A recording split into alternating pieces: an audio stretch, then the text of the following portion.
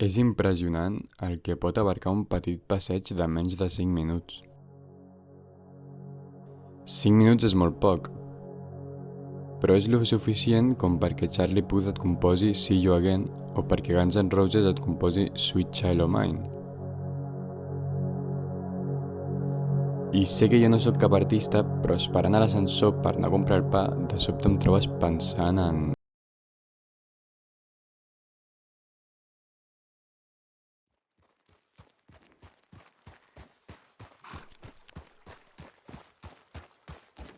Per explicar-me millor el vídeo dels finals feliços, vaig rejugar la història del Red Dead Redemption. Vaig veure que la missió de Thomas Downs és inevitable de saltar. Era obvi, és la missió més important pel desenvolupament del joc, però tot i així no la vaig fer.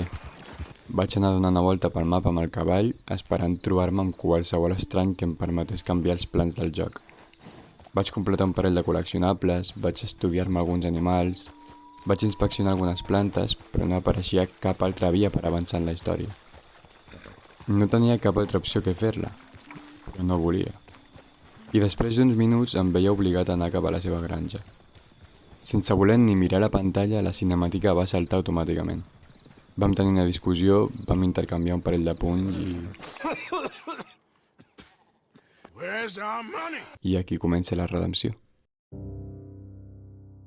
Tots, algun cop a la vida, ens hem vist obligats a fer alguna que ens fa por o ràbia. Canviar de ciutat, acceptar un treball basura o conformar-se amb un aprovat raspat.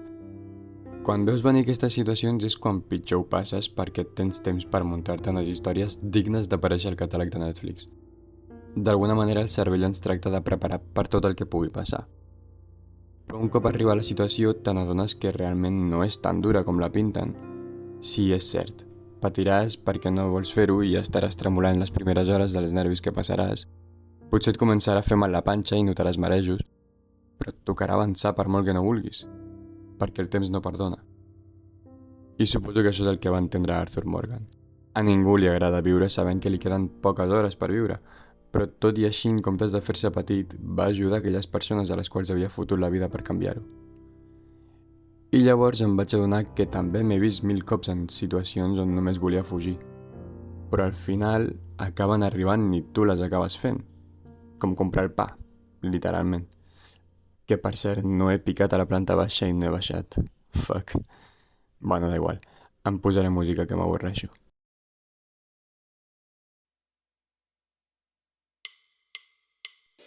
No faig un descobriment si dic que la música té un efecte terapèutic. Tots ho hem sentit alguna vegada, però per què quan escoltem aquella cançó tornem de cop a aquell estiu o a aquella persona? Hi ha qui diu que la música té un poder, però no perquè pugui controlar-te, sinó perquè pot colar-se dins teu i fer que vegis el món d'una altra manera. Això Pierre Bourdieu ho anomenava poder simbòlic. És la capacitat d'influir en com percebem la realitat mitjançant l'ús de símbols, significats i valors compartits. No es tracta d'un poder físic, sinó de donar forma a la manera en com les persones veuen el món.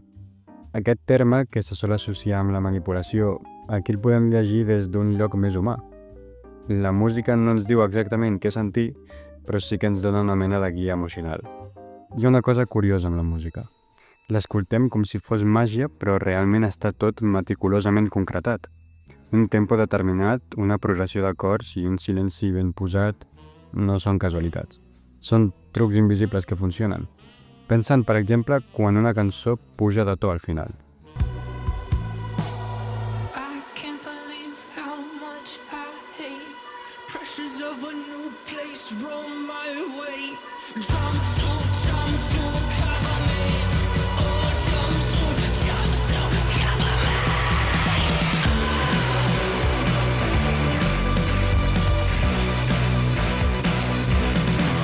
Només és una pujada, però el teu cos la interpreta com un moment de celebració. O quan sona una progressió menor.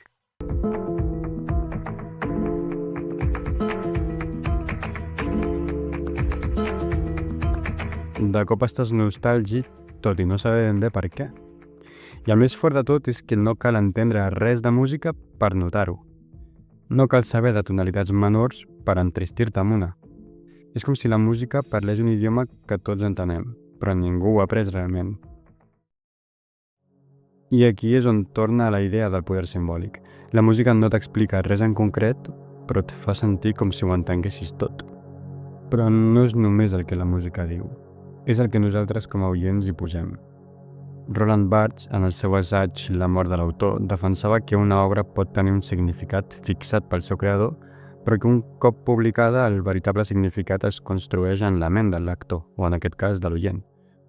I potser aquí comença la màgia. La música no és només de qui la va escriure, també és nostra. Vale, potser sona tot molt abstracte, però la veritat és que ho fem tot el temps. Per exemple, agafem aquesta cançó. Hi ha una nit concreta en què tot s'hi val. Comença com una cançó festiva, lleugera. Avui les paraules també ens disfressem. Que sembla que no parla de res més que de paraules que volen redefinir-se.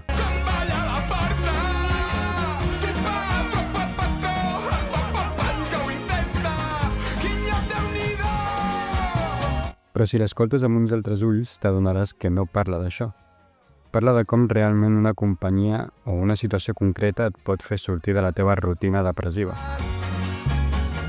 Al mig de la pista, la paraula preu, que avui van bé alta i tots estan parells. Sabent que, tot i els teus esforços, tornaràs a estar en el teu ambient trist de sempre. Et mires al diccionari i tornes a ser tu. I creus que és injust però no ho dius a ningú. I creus que és injust però no ho dius a ningú. I creus que és injust però no ho dius a ningú. I creus que és injust però no ho dius a ningú. Ja està. O no, jo què sé. Però anem a veure un altre exemple, a veure si se m'entén. Na na na na, oh oh, na na na na, oh oh. Aquesta cançó es diu The Judge, i no parla d'un jutge. Parla d'una persona capaç d'entendre tots els teus problemes. Parla de Déu. When the leader of the bad guys sang something soft and soaked in pain, I heard the echo from his secret hideaway. I tot i que no deixa gaire espai a interpretacions, sí que podem trobar imatges que trenquen tot i que no siguin explícites. 3 lights are lit, but the 4th one's out. I can tell cause it's a bit darker than the last night's bout. I forgot about the drought of light bulbs in this house, so I head out. Down the route I think is heading south. Literalment són només les 4 llums d'un cotxe. Però el que realment vol dir és que dins del seu estat emocional es troben l'esperança, la felicitat i la companyia. Però la tristor ho enfosqueix tot. I això no és només una cançó, és una súplica. I know my soul's freezing, hell's hot for good reason, so please take me.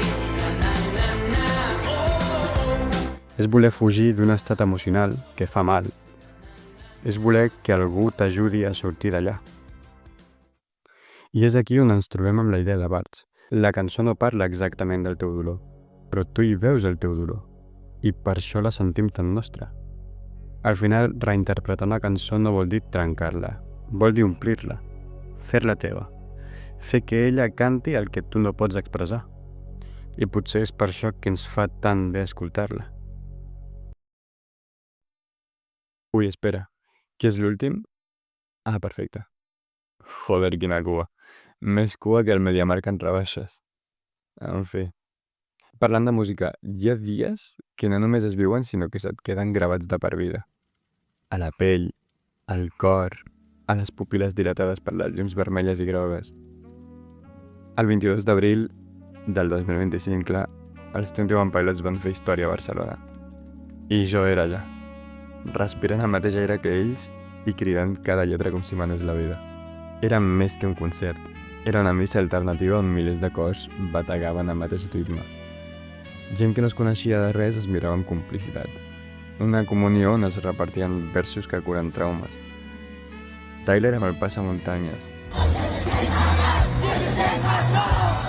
Josh amb la bateria que et rebentava el tòrax de tan bèstia que sonava.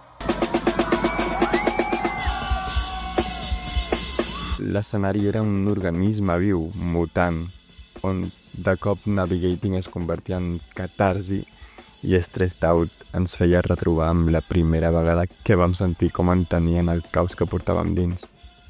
I de sobte, silenci.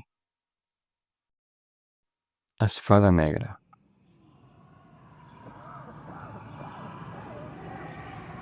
I et cau una llàgrima.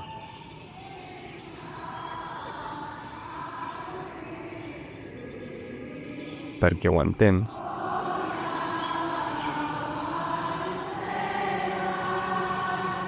Perquè portes molts anys esperant aquest moment.